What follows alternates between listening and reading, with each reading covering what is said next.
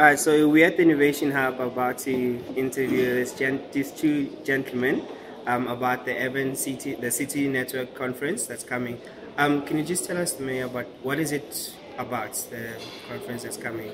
Well, it's a conference that is hosted under the auspices of the South African Cities Network, which is an aggregation of the big cities in the country. It's a platform created for them to exchange knowledge and ideas. And what we have found to be useful is that when we cooperate, there's a lot that we learn and unlearn from each other, and we started generating reports that reflects our own experiences, challenges and interventions. And this is the fourth installment of the report that we are releasing.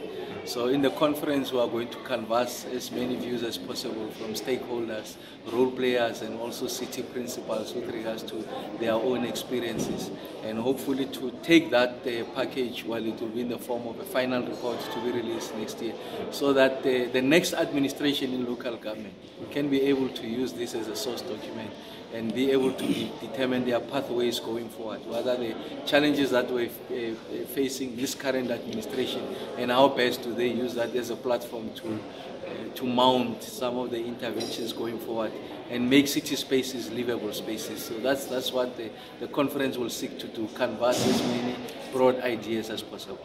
All right. So what kind of audience are you expecting at the conference? Okay. It's a mixed audience. So for starters, you've got a lot of practitioners from municipalities, and it's a balance of practitioners between your elected officials, that is the politicians, and the appointed officials, that is your administrators, people that get to be employed. So that's the one part. Then there's a whole section of people that are coming from the private sector. I think, as you know, private sector people interact with municipalities either as developers or as investors, or as people that are interested in how the city is developing or is not developing, and want to make suggestions about how it is that cities should be engaged. And then the third category of people are your social partners, your NGOs, your women organizations, people that are coming as individuals, particularly students that are very young, some of them at university studying planning or economics or politics or whatever the case might be. And then the last category is our counterparts as local government from national and provincial government. So it's a nice cross-section. There is a very small number of people that are coming from international, mainly from your embassies that are based in South Africa, donor organizations that work with those embassies. So it's quite a nice and balanced flavor. In fact, this conference is a precursor to the Afri-Cities.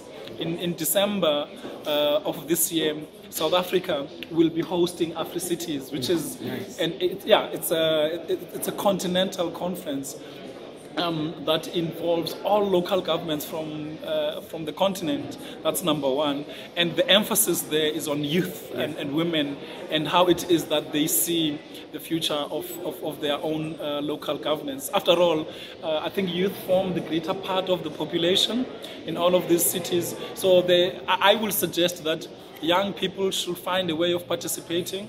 We've got Instagram. I think you know what the address is. It's a hashtag SA.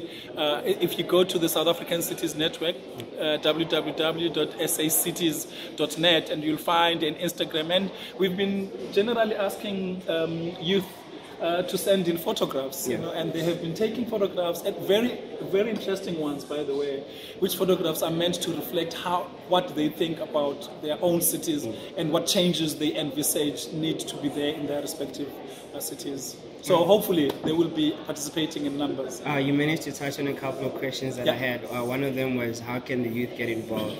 But you touched on it very well, especially with the Instagram challenge. So what we'll do from our side, from Geek Culture, is we'll definitely push the challenge to the other young people that do not have access to that. Yeah. No, thanks for your time, man. Thanks a lot.